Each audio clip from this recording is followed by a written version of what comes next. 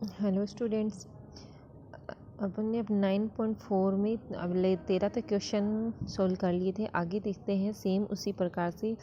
क्या बता रही थी मैं आपको, परिमेय फलन दे रखा हो तो उसको आंशिक भिन्नों में वियोजित करके मैंने 3-4 आपको फॉर्मूले बताए थे।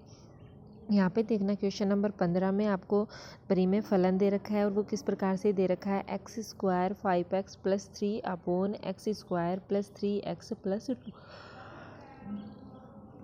यहाँ पर मैंने आपको क्या बताया था कि आंशिक भिन्नों में पृथक करने के लिए क्या होना चाहिए, आपके अंश की घात हर की घात से क्या होनी चाहिए, छोटी होनी चाहिए। और क्या होना चाहिए, आपके जो हर है उसके क्या होने चाहिए, फैक्टर होने चाहिए। ठीक है, तो यहाँ पर देखोगे कि अंश और हर की घात दोनों बराबर चल रही हैं, तो इसको थोड़ा सा सोल्व कर लेते हैं अपन। अंश की घात जब हर की घात के बराबर है तो अपन डिवाइडेशन करके देखते हैं कि अंश में हर का भाग देकर उसको थोड़ा सा सरल कर लेते हैं। वो ऐसा क्यों कर रहे हैं भाग विधि से, ऐसा इसलिए कर रहे हैं ताकि आपके पास अंश की घात हर की घात से क्या हो जाए, छोटी हो जाए। तो अंश क्या दे रखा है आपको, x² + 5x + 3। उसको किससे डिवाइड करेंगे, x² + 3x + 2। तो देखोगे पहला यहाँ पे जो टर्म है वो x² है तो कितनी बार भाग जाएगा, एक बार भाग जाएगा। तो एक बार भाग देने पर ये हो जाएगा x² + 3x + 2। उसके बाद डिवाइडेशन में घटाते हैं तो दोनों को घटाने पर देखोगे कि नीचे वाले में चिन्ह चेंज हो जाएंगे, घटाएंगे तब तो x² से x² कैंसिल हो जाएगा और ये -5x है और नीचे कितना हो जाएगा देखना, ऊपर ऊपर है आपका +5x और नीचे है माइनस, चिन्ह चेंज हो जाएगा ना, पहले प्लस था फिर माइनस हो जाएगा। तो 5x में से 3x जाएंगे तो 2x बच जाएगा और 3 में से 2 जाएंगे तो 1। तो देखो एक बार भाग तो किस प्रकार से लिखेंगे इसको देखना, जितनी बार भाग जाता है उसको पूरा लिख लेंगे, है ना। एक बार पूरा पूरा भाग गया फिर प्लस, फिर क्या लिखेंगे, शेषफल। ऊपर क्या आएगा, शेषफल आएगा। शेषफल कितना है 2x + 1 और नीचे कितना आ जाएगा, जिससे डिवाइड कर रहे हैं वो टर्म आ जाएगी यानी हर आ जाएगा। तो x² + 3x + 2 यानी कितनी बार भागफल यहाँ पर आएगा, भागफल प्लस ऊपर कितना आएगा, शेषफल और नीचे क्या आ जाएगा जिससे भाग दे रहे हैं, है ना, हर। तो हर आ जाएगा x² + 3 + 2। देखो 1 का समाकलन तो इजीली हो जाएगा। और यहाँ पर देखोगी कि आप यहाँ पर अंश की घात हर की घात से छोटी हो रही है और देखोगी कि नीचे हर दे रखा है, उसके कोई ना कोई फैक्टर हो जाएंगे। तो ये कौन सी विधि से कर लोगे, आंशिक भिन्नों में वियोजित करके इसको सरल कर लेंगे। तो देखते हैं, पहला 1 दे रखा है, 1 का समाकलन तो x हो जाएगा और इसका समाकलन करेंगे, पहले नीचे दे रखा है x² + 3x + 2 दे रखा है। इसके फैक्टर आपको पता ही क्या हो जाएंगे, इसके factor x² + 2x + x + 2। 3x को लिख दिया मैंने, 2x + x, इसमें से x कॉमन आएगा तो अंदर कितना बचेगा, x + 2। इन दोनों में से क्या कॉमन आएगा, 1 कॉमन आएगा तो अंदर बचेगा x + 2। यानी इसके फैक्टर क्या हो गए, एक तो x + 1 हो गया और एक क्या हो गया, x + 2 हो गया। ठीक है, तो आपका बन गया 2x + 1 अपॉन x + 1 x + 2। इसको आंशिक भिन्नों में आराम से वियोजित कर लेते हैं, है ना। और देखो यहाँ पर x की पावर 1 1 चल रही है तो आंशिक भिन्नों में वियोजित करके कैसे लिखेंगे इसको, a upon x + 1 + b upon x + 2। उसके बाद क्या कर देते हैं, इसको हर को इधर RHS में मल्टीप्लाई कर देते हैं तो इधर तो अब क्या बचेगा 2x + 1 और ये x + 1 से x + 1 कैंसिल हो जाएगा तो इधर बचेगा a × x + 2 और x + 2 से x + 2 कैंसिल हो जाएगा, इधर बचेगा b × x + 1।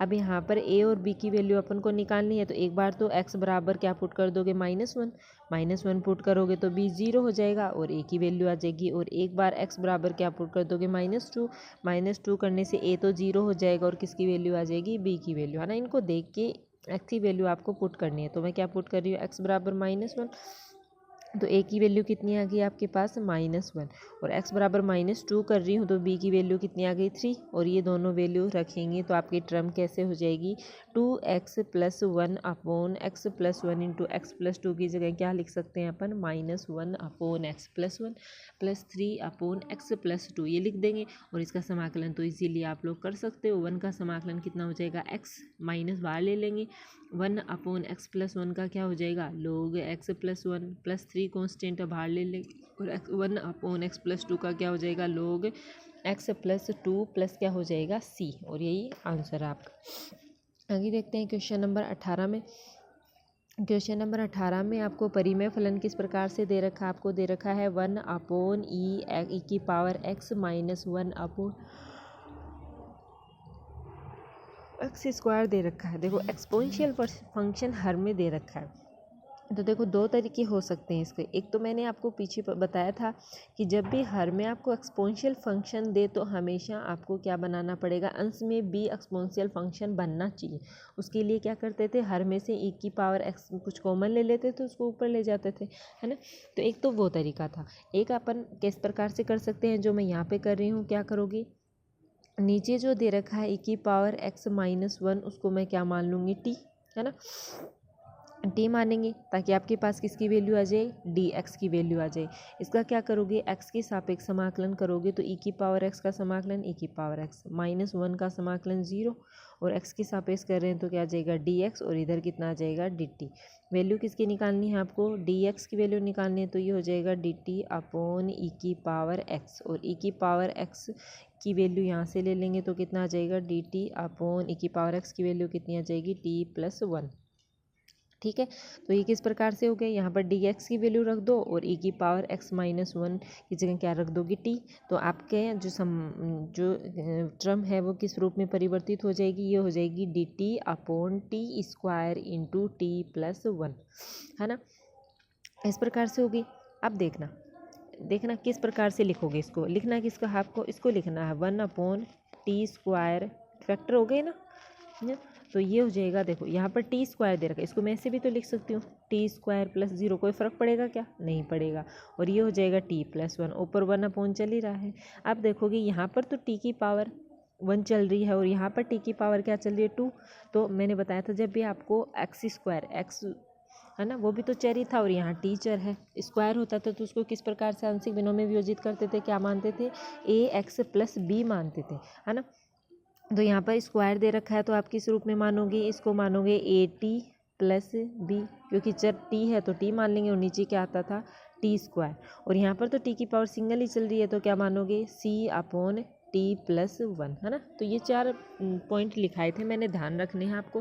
तो इस प्रकार से आंशिक भिन्नों में वियोजित करेंगे।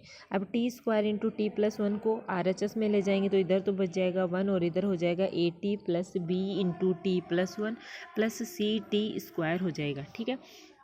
अब देख लेते हैं कि यहाँ पर आपको a की वैल्यू निकालनी है, b की वैल्यू निकालनी है, c की। एक तो सीधा सीधा देखोगे कि अगर t = 0 पुट कर दोगे आप, तो t = 0 पुट कर दोगे तो c भी कैंसिल हो जाएगा और a भी कैंसिल हो जाएगा, है ना। ओनली b बचेगा, तो b की वैल्यू कितनी आ जाएगी, 1। और एक अगर t के पदों की तुलना दोनों तरफ कर देते हो, एक तो t के पदों की तुलना कर लो, एक t² के पदों की तुलना कर लो। अगर t के पदों की तुलना करोगे तो इधर तो हो जाएगा 0 और इधर बचेगा a + b। b की वैल्यू आपके पास 1 है तो a की वैल्यू कितनी आ जाएगी, -1। एक t² के पदों की तुलना करोगे तो इधर 0 आ जाएगा, ये बचेगा a + c। c की वैल्यू कितनी आ जाएगी, 1। तीनों वैल्यू ये इसमें पुट करोगे तो 1/t² इंटू t+1 की जगह क्या लिख सकते हैं, -t+1/t² + 1/t। इसका अपन को समाकलन करना है, ठीक है। तो यहाँ पर देखो 1 - t है ना, नीचे कितना दे रखा है, t²। तो दोनों को अलग अलग कर लेते हैं, अलग अलग तो कर ही सकते हैं। तो एक टर्म तो क्या हो जाएगी आपकी, dt/t², माइनस बाहर ले लेते हैं, ये हो जाएगा t dt/t²। t से t² कैंसिल हो जाएगा तो नीचे सिर्फ बचेगा 1/t। और इसका समाकलन करेंगे तो इसका समाकलन कितना हो जाएगा, log t+1 + c, है ना। तो ये देखो इसका समाकलन क्या होता है बताओ, t² इसको ऊपर ले जाएंगे तो किस प्रकार से बनेगा, t की पावर -2 इंटू dt बनेगा ना। इसका समाकलन कितना हो जाएगा, t की पावर -2 + 1/-2 + 1, ठीक है। माइनस है 1/t का कितना हो जाएगा, log t, और आगे वाला है कितना हो जाएगा, log t+1, ठीक है। इसको सरल करके किसकी वैल्यू पुट कर दोगे, यहाँ पर t की वैल्यू पुट कर दोगे तो t बराबर मैंने क्या माना था, e की पावर x -1, वो वैल्यू पुट करोगे तो आपका आंसर क्या आ जाएगा, -1/e की पावर x इन -1 माइनस log e की power x -1 plus log e की पावर x प्लस c। तो इस प्रकार से करना है ना। आगे देखते हैं, क्वेश्चन नंबर 20 भी ऐसा ही है।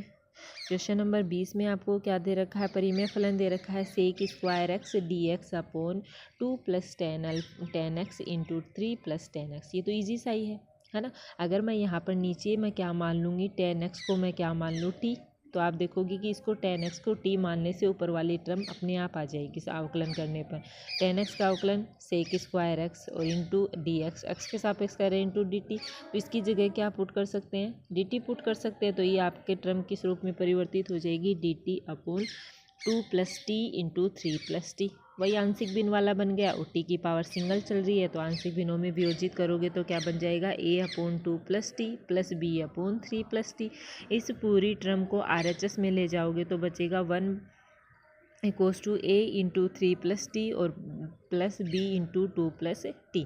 एक बार t बराबर -3 पुट कर दो और एक बार t बराबर -2 पुट कर दो। t बराबर -3 पुट कर रहे हैं तो b की वैल्यू कितनी आ जाएगी, -1, और t बराबर -2 पुट कर रहे हैं तो a की वैल्यू आ जाएगी 1। a और b की वैल्यू इसमें रखोगे तो इसकी जगह 1/2 + t इंटू 3 + t की जगह क्या वैल्यू रख सकते हो, 1/2 + t प्लस b की वैल्यू -1/3 + t। इनका समाकलन कितना हो जाएगा, log 2 + t minus log 3 + t + c। t की वैल्यू रख दो, t बराबर क्या माना था अपन ने, tan x, वो वैल्यू रख दो, आपका आंसर अपने आप आ जाएगा। अगला समझना क्वेश्चन नंबर 22। देखना क्वेश्चन नंबर 22 में आपको टर्म दे रखी है, क्या दे रखा है, आपको टर्म दे रखी है 1/x into a plus B X की पावर n दे रखा है, ठीक है ना।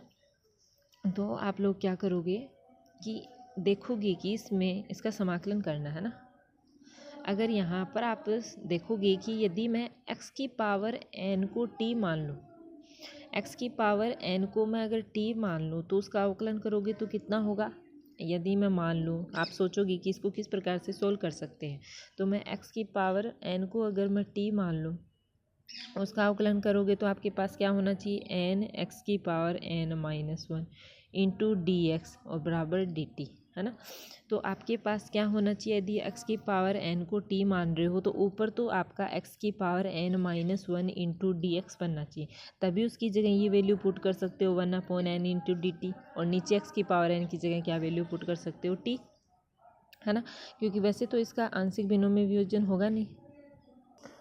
तो आप लोग देखोगे कि अगर ऊपर आपके पास x की power n-1 into D x बन जाए तो उसकी जगह क्या पुट कर सकते हो, डी टी, और नीचे क्या बन जाएगा, a + b इंटू टी बन जाएगा, है ना।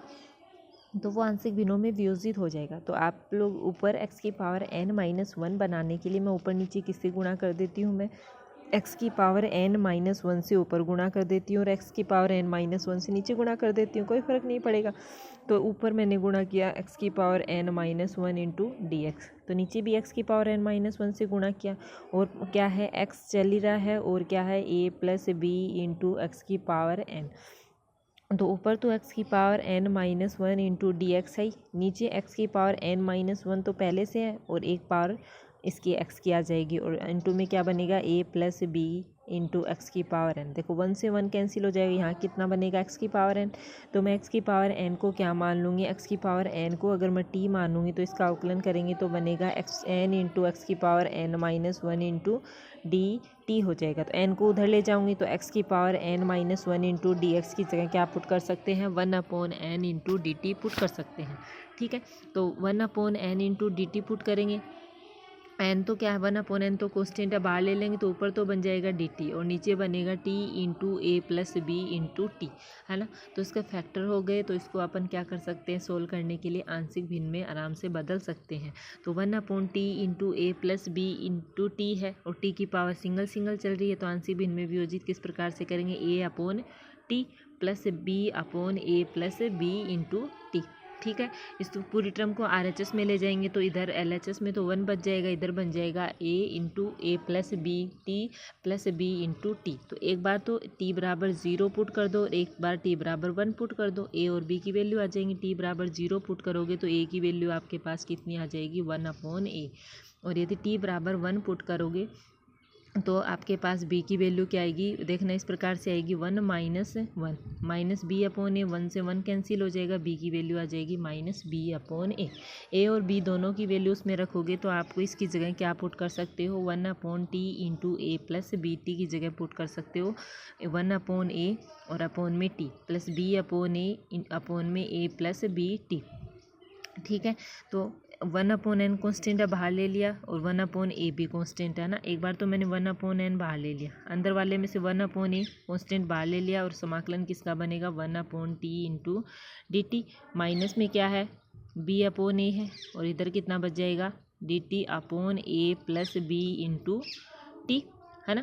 तो इसका समाकलन करना है, समाकलन करेंगे तो 1/n पहले से ही है 1/a 1/t का समाकलन कितना हो जाएगा log t माइनस b/a है, इसका समाकलन कितना हो जाएगा log a plus b into T. लेकिन ये चीज़ ध्यान रखना log a plus b into T, T के गुणा में भी कुछ है ना, तो इसका भी समाकलन करना पड़ेगा। तो a का समाकलन तो 0 और bt का समाकलन कितना हो जाएगा b है ना। bt का समाकलन कितना आएगा, समाकलन ही सॉरी अवकलन करना पड़ेगा है ना। एक बार समाकलन करने के बाद अगर उस चर के गुणा में कुछ है तो उसका क्या करते हैं अवकलन करते हैं, और फिर जो अवकलन करने पर जो वैल्यू आती है उसको कहाँ लिखते हैं समाकलन में हर के अंदर लिखते हैं। तो bt का अवकलन कितना हो जाएगा b और उसको कहाँ लिखेंगे हर में लिखेंगे, तो ये हो जाएगा b। तो यहाँ पर b से b कैंसिल हो जाएगा, दोनों में 1/a कॉमन आ जाएगा, तो 1/a कॉमन लेंगे तो बाहर कितना बच जाएगा 1/na और अंदर कितना बचेगा आपका log t minus log a plus b into T.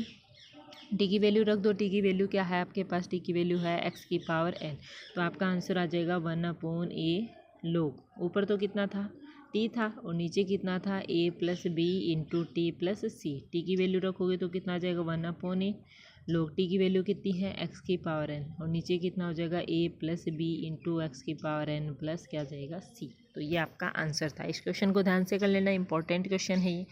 अगला देखते हैं, इसमें लास्ट क्वेश्चन नंबर 24 में क्या दे रखा है आपको, परिमेय फलन दे रखा है 1 माइनस कोस x अपॉन कोस इंटू 1 प्लस कोस x दे रखा है। ठीक है, तो यहाँ पर मैं क्या मान लूँगी कोस x को क्या मान लूँगी, देखो यहाँ अवकलन मत करना है ना, आपका सीधा ही हो रहा है। अगर मैं यहाँ पर कोस x को क्या मान लूँ टी मान लूँ तो उससे सीधे ही फैक्टर हो रहे और सीधे आंशिक भिन्न में बदल रहा है उसका अवकलन, क्योंकि अगर अवकलन कर दोगे तो क्या आएगा आपके पास sine x into D X, और जबकि साइन x तो आपके पास है ही नहीं, तो अवकलन मत करना। सीधा मैं कोस x को क्या मान रही हूँ टी मान रही हूँ और बस कोस x की जगह क्या पुट कर रही हूँ टी कर रही हूँ, तो आपका परिमेय फलन किस रूप में हो जाएगा 1 minus T upon T into क्या हो जाएगा 1 प्लस टी। देखो अंश की घात हर की घात से छोटी है और हर में फैक्टर हो रहे हैं तो आंशिक भिन्न में वियोजित कर सकते हैं।